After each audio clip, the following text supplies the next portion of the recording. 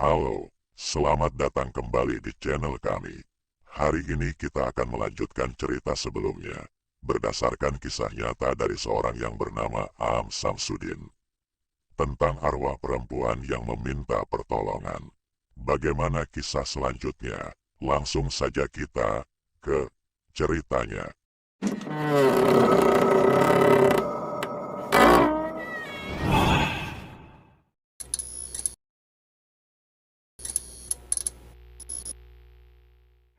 Arwah perempuan yang disekap siluman ular. Ais berkata, "Mah, Pak, Ais besok mau berangkat kerja." Bapak Ais bertanya, "Memangnya kamu mau kerja apa, Ais?" "Kerja di mana?" Ais menjawab, "Ada tawaran kerja jadi pembantu di Bandung, Pak. Di rumah seorang juragan beras." Bapak Ais berkata, "Bapak bukan tidak mau mengizinkan kamu, tapi usia kamu masih terlalu muda untuk bekerja, Nak. Bapak takut kamu ada apa-apa di sana. Bandung kan jauh." Ais memohon, "Tapi Pak, teman-teman Ais yang seumuran Ais, yang tidak tamat sekolah sudah banyak yang kerja." Bapak Ais menjawab, "Memang banyak yang sudah kerja, tapi Bapak takut terjadi sesuatu dengan Ais. Kamu adalah anak Bapak satu-satunya." Ais insisten, "Bapak, Ais bisa jaga diri Ais di sana. Ais mohon ya, Pak, izinkan Ais pergi ke Bandung. Ais mau cari pengalaman baru." Saat itu, Kang Am melihat Bapak Ais terdiam, masih ragu memberi izin kepada Ais. Namun, Ibu Ais mencolek Bapak, memberi isyarat agar Bapak mengizinkan anaknya pergi bekerja di Bandung. Bapak Ais akhirnya berkata, "Baiklah, kalau begitu, jika keinginan Is untuk pergi ke Bandung sudah bulat, Bapak izinkan. Tapi berjanjilah pada Bapak dan Ibu untuk mengirimkan surat dari sana, agar Bapak dan Ibu bisa tahu keadaan kamu di sana." Ais menjawab, "Iya, Pak. Ais janji akan selalu mengirim surat ke Bapak dan Ibu selama Is di Bandung." "Terima kasih, Bapak, telah mengizinkan Ais untuk kerja di Bandung." Setelah mendapat izin untuk bekerja di Bandung, Kang Am melihat Ais sangat bahagia. Namun, saat ini, sosok Ais yang Kang Am lihat terlihat sedih dan pilu. Kang Am sempat bertanya kepada Ais, tetapi dia enggan untuk memberitahu. Kemudian, suasana berubah. Kang Am merasa seolah-olah Kang Am dibawa ke tengah sawah, di mana ada sebuah saung. Di sana, Kang Am melihat seorang perempuan dan seorang laki-laki berada di dalam saung tersebut. Perempuan itu adalah Ais, tapi Kang Am tidak tahu siapa laki-laki yang bersamanya. Mereka sedang terlihat sedang membicarakan sesuatu.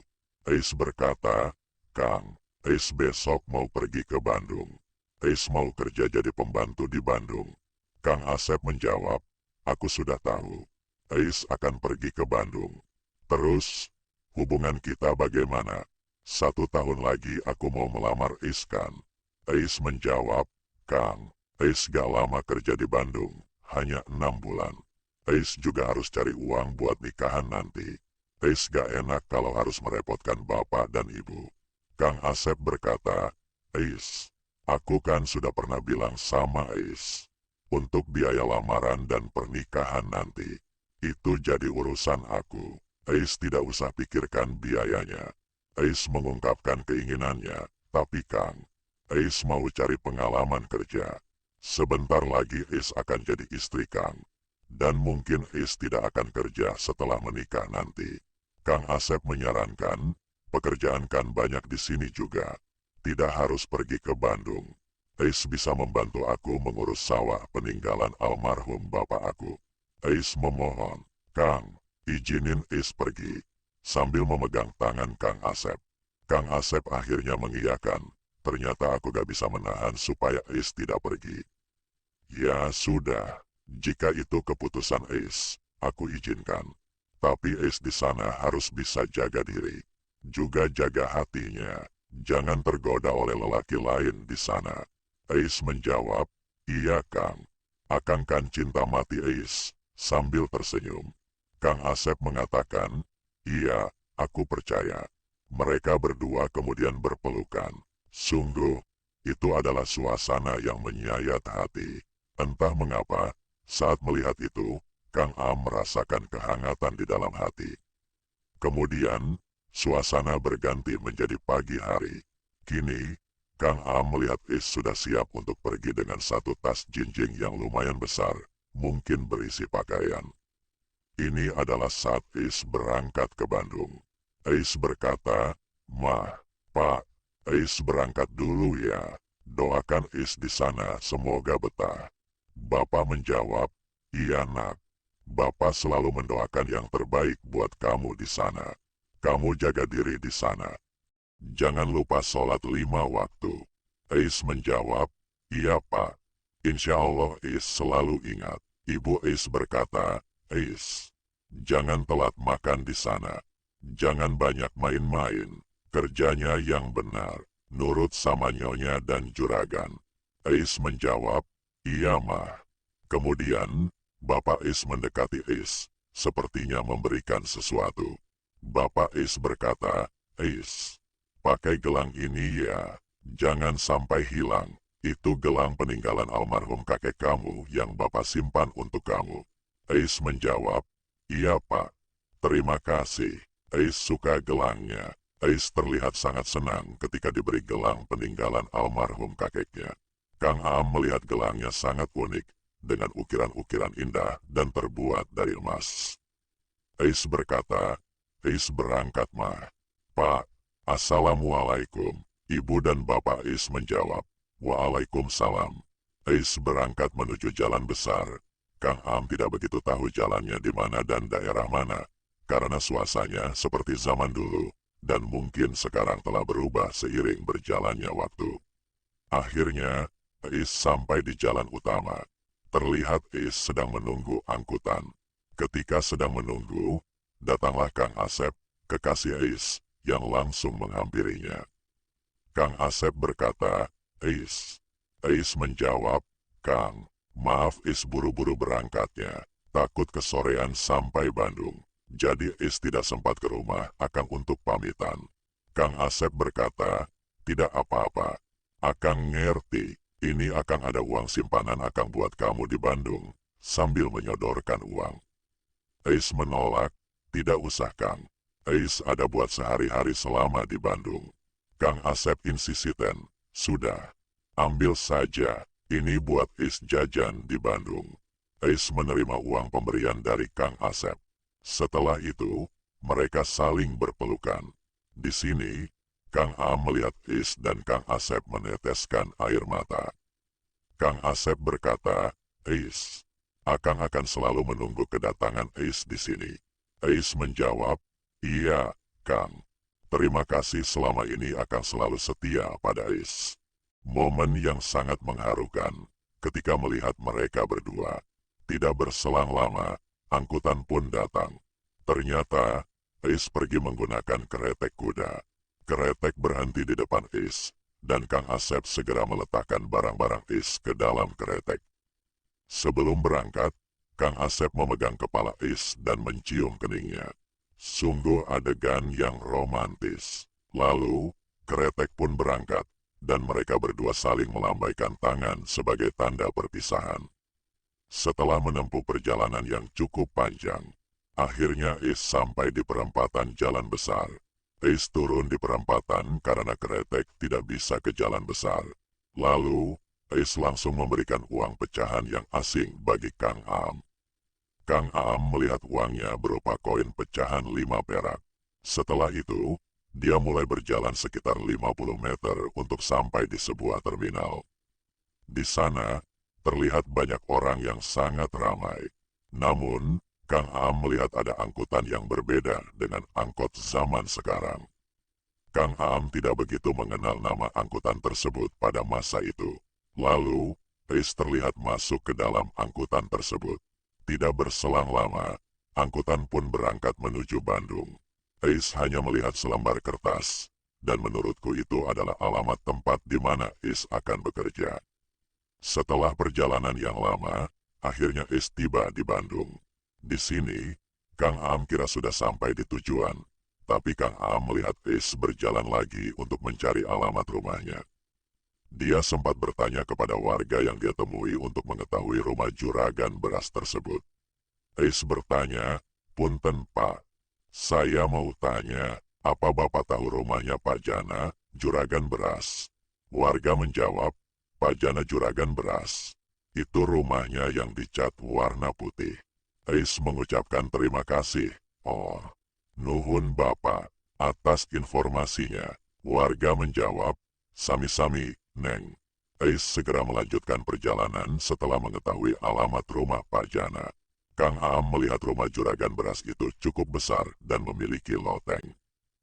Is berkata, "Assalamualaikum." "Waalaikumsalam," jawab seseorang yang berada di dalam rumah. Setelah itu, keluarlah seorang perempuan yang kira-kira berusia 30-an tahun dari dalam rumah.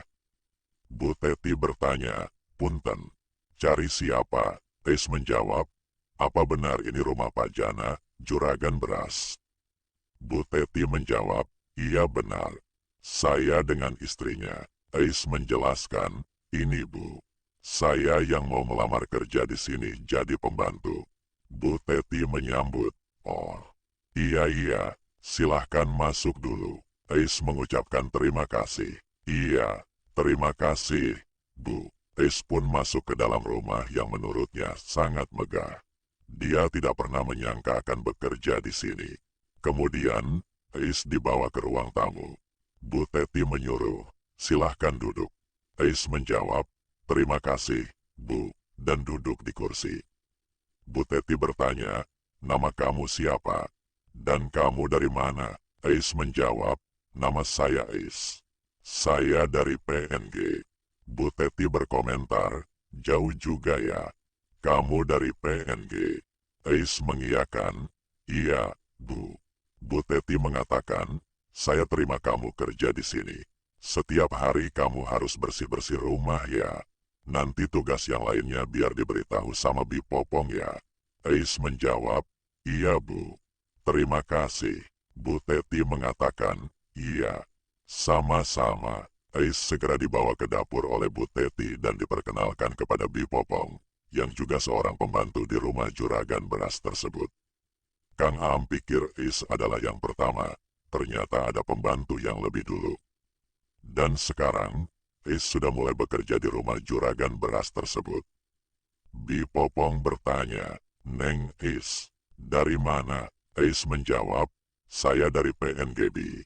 Bi Popong terkejut, "Elah, jauh sekali, Neng." Is menjawab, "Iya Bi." Bi Popong bertanya lagi, "Berangkat dari rumahnya pasti pagi ya, Neng?" Is menjawab, "Iya, Bi. Pagi-pagi, takut kesorean sampai Bandung." Bi Popong berkomentar, "Oh, Neng." Is menjawab, "Iya, Bi." Bi Popong melanjutkan, "Neng, Neng tuh masih muda, cantik lagi. Kenapa Neng Is mau jadi pembantu? Apa di kampung tidak ada pekerjaan?" Is menjawab, "Banyak, Bi. Hanya saja, saya mau cari pengalaman kerja jauh." Bi Popong berkata, "Oh, Neng sudah punya pacar belum?" Is menjawab, "Sudah Bi. Setahun lagi, insya Allah mau menikah." Bi Popong memberikan doa, "Wah, bagus Neng. Bibi doakan semoga lancar sampai pernikahan nanti." Is mengucapkan terima kasih, "Amin." "Terima kasih, Bi, atas doanya." Begitulah kira-kira isi percakapan Is dan Bi Popong. Kemudian, hari berganti sore, Is dan Bi Popong segera memasak untuk makan Bu Teti dan Pak Jana. Setelah selesai memasak, mereka berdua langsung menyiapkan meja makan. Lalu, Is dan Bi Popong kembali ke dapur. Terlihat juga Bu Teti sudah duduk di meja makan untuk makan. Namun sepertinya dia menunggu suaminya pulang. Tak lama kemudian, datanglah Pak Jana. Kang Am heran melihat perbedaan usia yang cukup jauh antara Pak Jana dan Bu Teti. Kelihatannya, usia Pak Jana ada di kisaran 50-an tahun. Setelah datang, Pak Jana langsung mandi, lalu melanjutkan makan bersama Bu Teti. Ketika sedang makan, Bu Teti memanggil Bi Popong untuk membawa makanan kesukaan suaminya. Bu Teti berkata, "Bi, tolong ambilkan makanan kesukaan suami saya ya." Bi Popong menjawab, "Iya Bu." Sebentar, Bi Popong segera membawa makanan kesukaan Pak Jana. Namun karena dia sangat ingin pipis, dia meminta Ais untuk membawanya ke depan. Bi Popong berkata, "Neng, tolong bawain ini ke depan ya. Bibi kebelet mau pipis." Ais menjawab, "Iya Bi." Ais segera membawa makanan itu kepada Pak Jana. Ais berkata, "Ini juragan makanannya." Pak Jana menjawab, "Terima kasih. Kamu pembantu baru di sini." Bu Teti menjawab, "Iya, Pak. Dia baru datang tadi siang. Dia pembantu baru kita." Pak Jana berkomentar, "Oh." Bu Teti berkata, "Ya udah. Terima kasih, Ais. Sekarang boleh kembali lagi ke dapur." Ais menjawab, "Iya Bu." "Pak." Ais kembali ke dapur. Pekerjaan hari itu selesai, dan 1 minggu pun berlalu. Ais menjalankan tugasnya sebagai pembantu seperti biasanya. Kang Am tidak menemukan keanehan di keluarga juragan beras tersebut. Tetapi Kang Am terus fokus pada masa lalu Ais, mencari jawaban dari semua ini. 2 minggu berlalu, Kang Am melihat Ais sedang menulis surat, sepertinya untuk orang tuanya. Dari wajah Ais terlihat bahwa dia sangat bahagia dan betah bekerja di Bandung. Dia juga tidak lupa untuk menulis surat untuk kekasihnya, Kang Asep. Tak terasa waktu begitu cepat berlalu, dan Ais sudah bekerja selama 3 bulan di rumah juragan beras tersebut. Dia juga tak pernah lupa untuk sering mengirim surat kepada kedua orang tuanya dan kekasihnya. Lalu, suasana berubah di pagi hari. Kang Am melihat Bu Teti memakai kantong, sepertinya akan pergi entah kemana.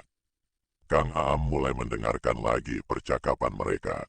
Bu Teti berkata, "Pak, Ibu pergi dulu ya." Pak Jana menjawab, "Iya, hati-hati di jalan." Bu Teti berkata lagi, "Bi Popong, Ais, saya pergi dulu ya." Ais dan Bi Popong menjawab, "Iya Bu." Bu Teti mengucapkan salam, "Assalamualaikum." Semua menjawab, "Waalaikumsalam." Bu Teti pun pergi, dan semua orang masuk ke dalam rumah. Sementara itu, Pak Jana juga terlihat seperti akan berangkat ke toko beras.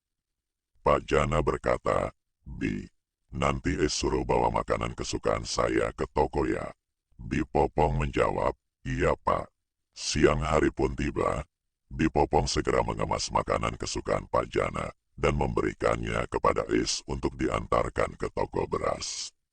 Bi Popong berkata, "Neng Ais, ini makanannya sudah Bibi siapkan. Kalau jam segini, juragan lagi istirahat." Ais menjawab, "Iya Bi." Sebentar, Kang Am melihat Ais sedang menyetrika pakaian.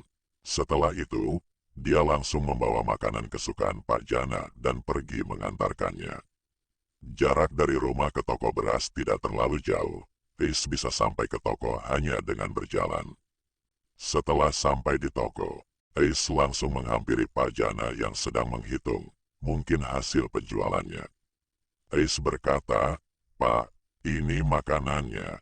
Pak Jana menjawab, "Iya, taruh saja di meja." Ais segera menaruh makanan itu di meja, dan tanpa basa-basi, dia pergi kembali ke rumah. Setelah kejadian itu, pandangan Kang Am berubah menjadi remang-remang. Kang Am tidak bisa melihat dengan jelas, mencoba untuk fokus, tetapi gambaran-gambaran itu seakan redup. Tiba-tiba, energi yang disalurkan oleh Ais mulai berkurang. Kang Am tidak tahu apa maksudnya, tapi sepertinya ini sengaja dilakukan oleh Ais. Kang Am mencoba bertanya kepadanya mengenai hal yang dia sembunyikan. Kang Am bertanya, "Ais, kenapa kamu menarik kembali energimu?" "Saya belum tahu apa yang terjadi selanjutnya." Tanpa sadar, Ais tiba-tiba menangis. Kang Am bingung melihatnya dan bertanya-tanya mengapa Ais menangis. Dari apa yang Kang Am lihat dari masa lalunya, sepertinya tidak ada masalah. Namun, Kang Am penasaran dengan semua masa lalunya. mengingat masa lalu yang ia perlihatkan belum selesai. Seperti apa kisah hidup Ais sebelum ia meninggal? Tunggu cerita selanjutnya.